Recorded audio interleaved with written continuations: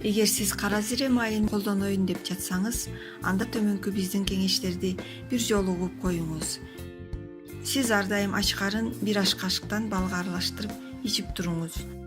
Кара зирени колдонуу кандагы канттын деңгээлин эң сонун төмөндөтөт. Жиликтин чучугунун жана иммундук системанын жашоо үчүн маанилүү болгон клеткалардын иштелип чыгуусун жөнгө салат. Ич өткөн кезде ошондой эле заара чыгарууга байланышкан ооруларга даба болчу каражат катары колдонулат. Көздүн көрүүсүн жакшыртуу үчүн кара зирени майдалап, ирис майына аралаштырып жыттоо зарыл. Тишиңиз чыдатпай ооруп жатса, кара зирени кайнатып, суусу менен тишиңизди чайкасаңыз, ооруну заматта басат. Катуу шишикке, варикозго, көз ооруларга да эң сонун даба. Суук тийгизип алганда мурунга тамчылатуучу каражат катары колдонулат. Ал үчүн зирени төмөнгүчө даярдап алса болот. Адегенде аны тегерете отко кактап бышырып алат да, кайра аны майдалайт. Анан ага бир аз май кошуп, мурундун ар бир таноосуна 3-4 тамчыдан тамчылатат. Бөйрөктөгү жана табарсыктагы ташты майдалап сыртка чыгарат. Иштеги мите курттарды сыртка айдап чыгарат. Кара зирени жылыткыч, компресс катары чекеге коюп таңса болот. Бул өсүмдүктүн көңүлдү тынчытуучу, унутчаактыкты дарылоочу касиети да бар. Нерв системасын жана баш мээнин дарыларын дарылоодо жакшы таасирин тийгизет. Майы кара зире ишке болгон жөндөмдүүлүктү жана жашоо тонусун жогорулатат. Суук тийгенде жана ревматизм оорусуна чалдыкканда маңызын башка компресс жасаса болот. Кара зиренин майын жылаан чакканда ууланууга каршы эң сонун каражат. Лимфа түйүндөрүнө жакшы таасир этип, анын азайышына өбөлгө түзөт. Чачтын өсүшүн калыбына келтирип, агарып кетишине да каршы колдонулат. Карындагы жана ашказандагы мите курттарды өлтүрөт.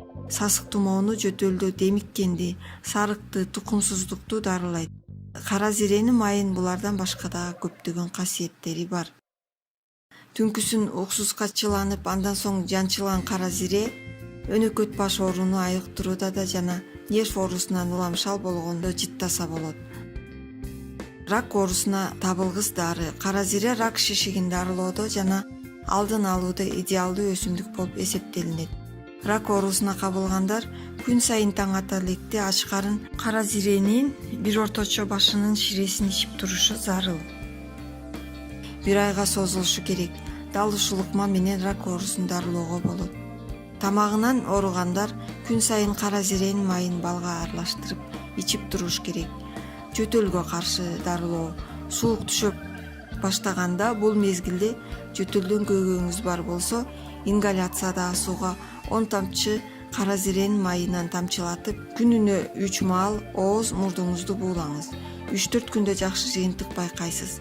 Эгерде ингаляция аппараты жок болсо, темир аякка 2 литр кайнак сууну куюп, кара зиренин майын тамчылатып, шешеп менен башыңызды чүмкөп, дем алуу жолдорун буулоо менен жөтөлдөн сакаюуга болот.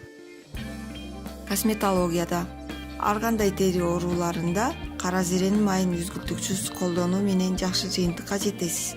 Майын таңзардан ичип турсаңыз, кан айлануу жакшырып бетиңиздин өңү нурланат. Бет терисинин картаюудан, бырыштын эрте түшүшүнүн алдын алат. Косметологияда майлуу жана безетки чыккан, суук тийген көйгөйлүү беттерди дарылоочу атайын бет майлардын жана мазьдардын курамы кошулат. Зыяны: бир суткада 1 чай кашыктан ашык өлчөмдө колдонууга болбойт. Кара зиренин майын жана уругун кош бойлуу аялдар колдонгонго болбойт. Бойдон түшүрүп коюу коркунучу бар. Кош бойлуулуктун акыркы айларында майын ичип койсо төрөт жеңил өтөт. Эгер адамдын тиштери жана көзүнүн кареги имплант болсо же илеби операция жолу менен шишетилген болсо, кара зире колдонууга болбойт. Инфаркт болуп сакайгандар жана башка жүрөк ооруларында дагы болбойт. Ашказан шамалдап калгандарга, гастрит болгондорго дагы болбойт, анткени ашказанда кычкылды көбөйтөт.